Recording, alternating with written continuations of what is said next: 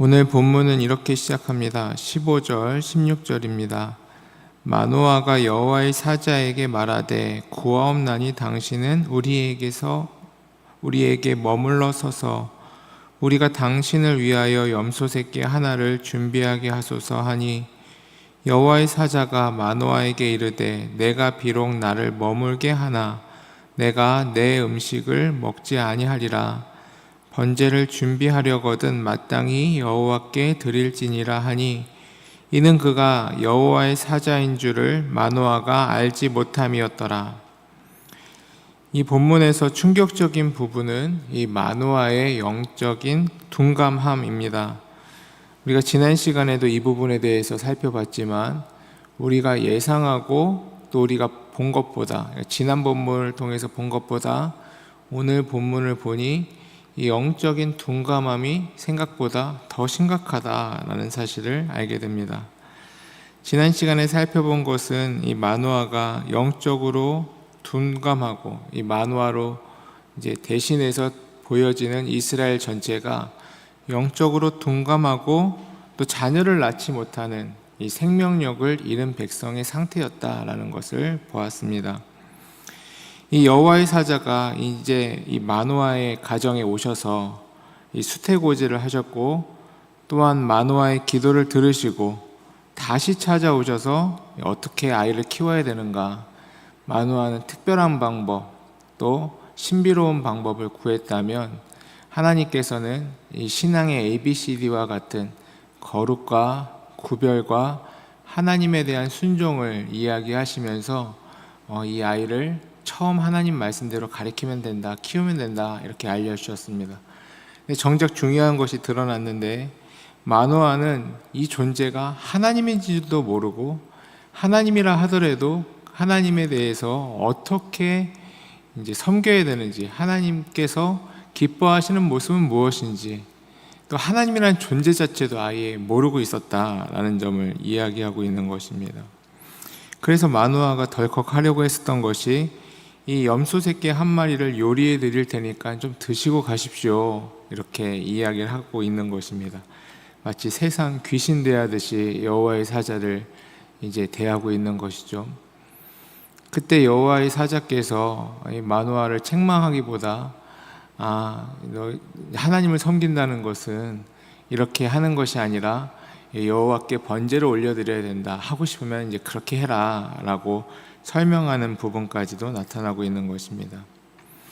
이러한 측면에 있어서 이 영적 무감각을 회복하는 방법, 또 하나님을 모르는 백성들이 하나님을 아는 방법은 철저하게 하나님을 만나는 이 예배의 자리를 통하여 하나님의 말씀도 배우게 되고 하나님을 찬양하고 기도하는 법도 배우게 되며 그 자리에서 하나님께서 임재하시니 하나님께서 그의 심령 가운데 역사해 주셔서 그가 하나님에 대한 믿음이 생길 수 있도록 하나님을 바라보는 영적 무감각이, 영적인 눈이 닫혀 있는 상태가 하나님을 향해 눈이 열리는 상태로 바뀔 수 있는 자리가 이 예배의 자리, 하나님께서 부르시는 은혜의 자리임을 이 여호와의 사자가 설명해 주고 있는 것입니다.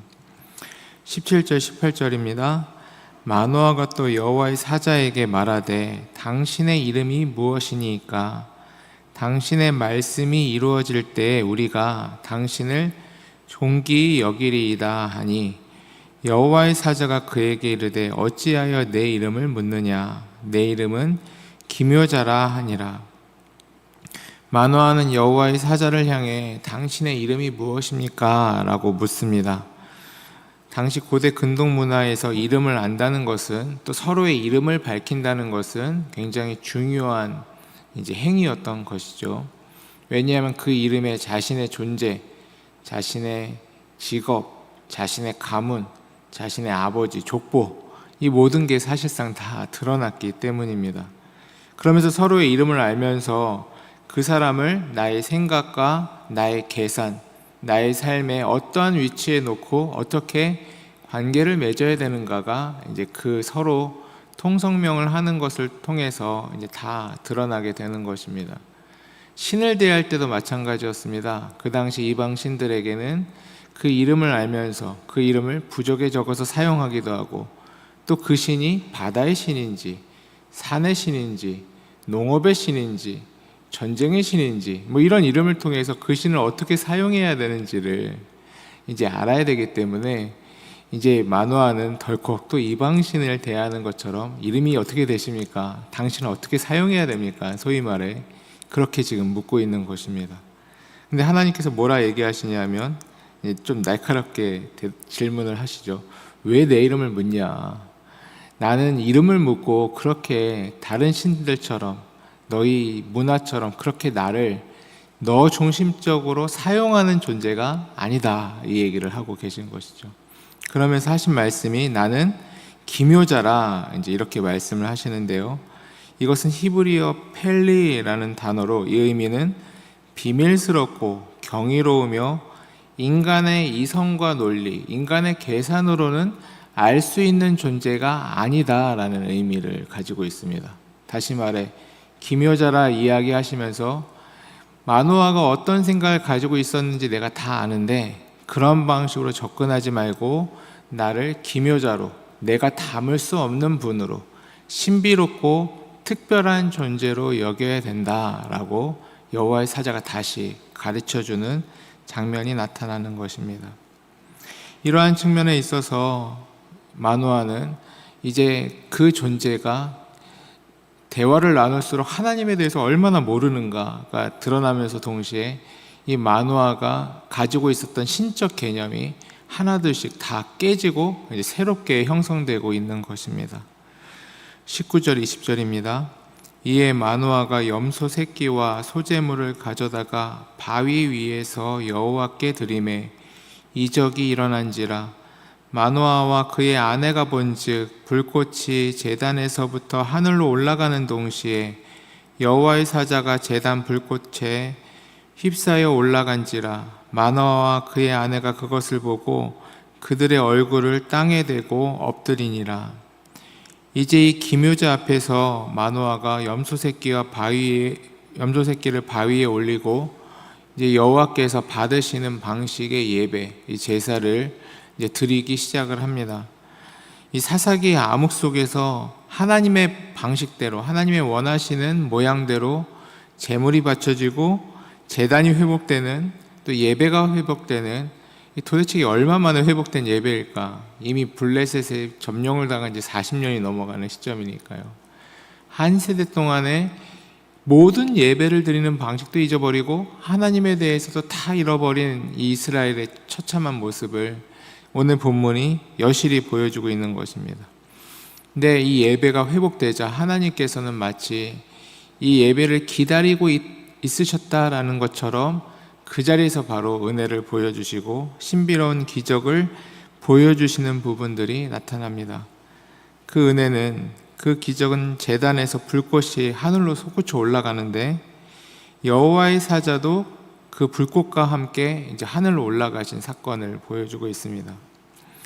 이것은 단순한 마술쇼가 아니지 않겠습니까? 하나님께서 이 제단 가운데 함께 하시며 이 제단에 드려진 이 제사를 받았다라는 의미도 가지고 있고요.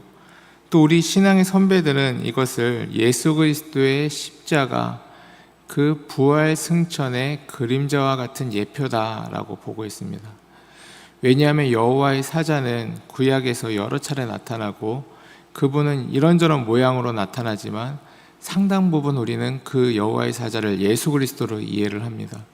특별히 이 부분에서는 기묘자라 스스로 이렇게 표현하시며 이 제사를 어떻게 드려야 되는지, 스스로 예수님께서는 제사의 제물 되시면서 하나님과 우리의 막힌 담을 여시고 이 제사를 통하여 하나님과의 관계를 회복시켜 주시는 분 아니십니까?